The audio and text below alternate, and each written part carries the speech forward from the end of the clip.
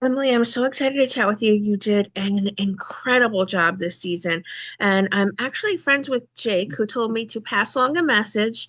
He's so proud of you, and there's not a person more deserving as a chef this season. Oh, that's so sweet. I love him. He is absolutely incredible.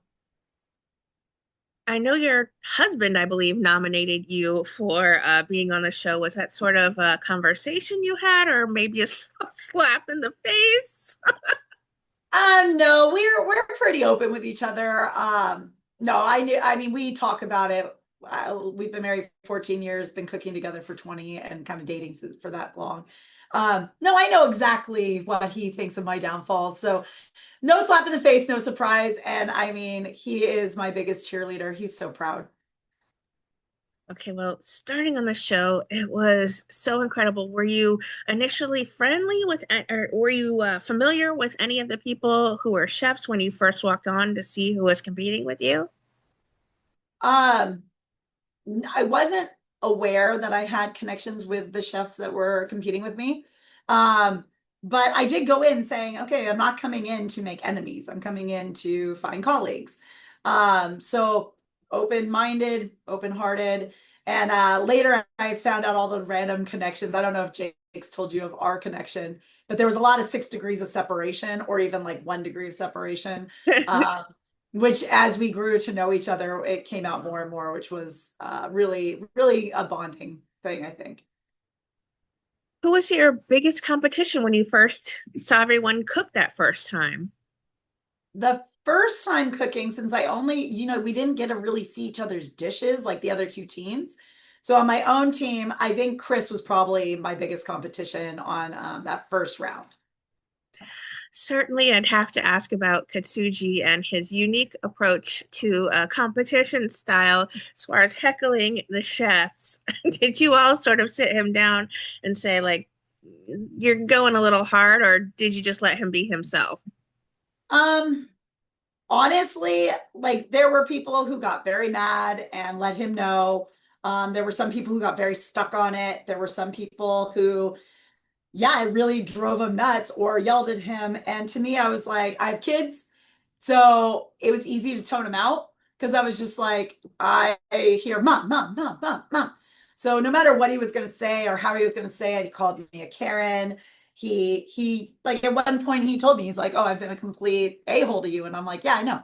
And I was like, but I'm not going to, part of me is like, I'm not here for drama. I'm here to better myself. I'm here to really do the competition. So I separated myself away from it and was just like, you can be you and do what you want as long as it doesn't affect me. I mean, a lot of people were screaming, just take eggs from him. He doesn't own them. Like he's not gonna like hurt you to get to get them from You're him. not Well, wrong. hopefully, I just, hopefully. I mean, you never knew.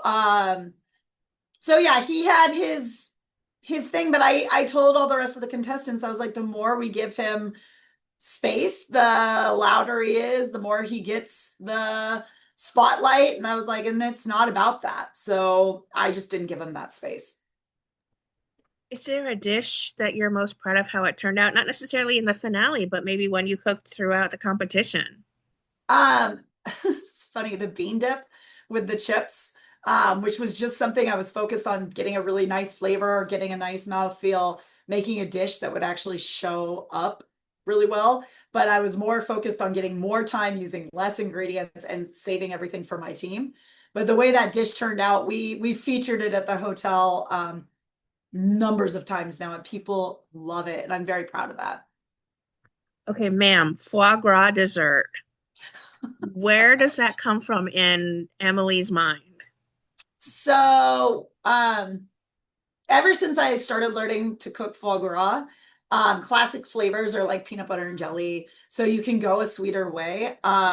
When I worked at Sage Restaurant inside Aria Casino under Sean McLean, we had a foie gras creme brulee that we used to do that was savory and decadent, but also sweet. We would do like it was one of my favorite things is every season I would find a new kind of fruit component. So pickled cherries or mostarda or something so it wasn't just sweet. And it's a staple. It's one of the Sean McLean. Always known he's done parfaits with it, but it is delicious. Like I would eat it any day. And from there, our pastry chef, her name was Stephanie Boswell. She's an incredible pastry chef. She's like my sister. Network. If you Oh, watch Network, you know Stephanie yes. Boswell. If you watch Food Network, you have to know Stephanie Boswell. But she's like my sister. And she came up with for the restaurant, she had a foie gras candy bar that was kind of like a Snickers, but it was like a foie gras mousse in it. And it just kind of was like, I love like it's like butter, you know, it's a beautiful product to be able to put as a dessert. And Jose, the entire season had been saying, "How come none of you have cooked me foie?" So I was like, I got to do foie. Okay, there was a little headbutting with the hubby A at little the bit. end. Did you guys talk that night? And he's like, you're kind of being Emily again, old Emily again." It's funny. So, I mean, we've been cooking together forever. So he knows my styles. And he is, so we are yin and yang for sure. He is calm and collected and slow and thoughtful in his speech. And I am always quick and not anything that he is an amazing chef. And I think the harder part was that it wasn't such a collaboration as I needed him to do my dish. So little bits of HUD butting, but I think they found every single moment that we bickered to air. But that's just kind of our life. Like it's never serious. It's never like something to hold on to. And he knows it and I know it. I definitely apologized to him while we were watching. I was just like, I'm so sorry. I love you so much. But no, he didn't. It didn't bother him in the least, any of it, because that's I am a it's one of my downfalls for sure. Is I'm a very straightforward blood person. I don't say untruths. I don't just go with things that I know won't work. So I think he's just used to it. There really wasn't. We really didn't talk about it much, other than we both like we're very focused on the bread pudding, but that was both our faults. How did Chef Jake lend a hand fully in that final cook off for you? Uh, Best thing ever. So Chef Jake started his career, like his fine dining career, working for old coworker of mine. And so when he started talking about my first big restaurant, it was this two-star Michelin in Chicago under Chef Lentz, and I was like, Tom Lentz. So I knew right away his skill. And then through the competition, really seeing his food and his style, I was like, oh, he fits like a glove with my husband and I. Like he was just perfect for it. So when we went through my menu and I pulled everything up, I said, this is what I'm doing. And it really wasn't, I didn't really have to sit there and describe much to him because he knew it. So Jake Cooks, he's like this young star rising, like fire is lit underneath him. And I can't wait to see where he goes because I just know he's young and he's passionate and he's gonna get it. It was awesome. It was amazing. What did you personally learn about yourself or take away from being a part of this? Um, that I'm a good person. I'm a nurturer. That's kind of how I've always done my career is I try to put my knowledge onto other people and help them grow as much as they can. And I really saw it throughout the show. Like I saw that I was able to not put myself in the center and to let go of stubbornness and to believe in myself a lot, thanks to all the other contestants who really built me up. And it just solidified that I'm doing the right thing. This is what I should be doing. If you had any doubts, I mean, Jose Andres and Martha Stewart were just praising your wonderful cuisine the entire season. So, if you had any doubts before, I think those really solidified you, and hopefully, you've made some lifelong friendships from this. I know that Jake told me he's going to be cooking with you soon, and hopefully, you guys will reunite with some other chefs as well. Oh yeah, we have an anniversary weekend, July 11th through the 13th. Omni La Costa is turning 60 years old. So on top of our legacy anniversary, I have invited all the Yes Chefs to come and join to do all the food and beverage. So I have six. There'll be seven of us total.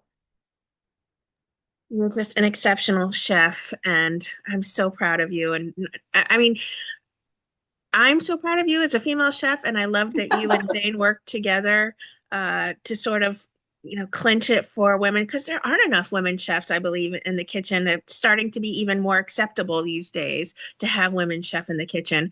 So, from just one regular fan viewer to an incredibly talented chef, you have a gift.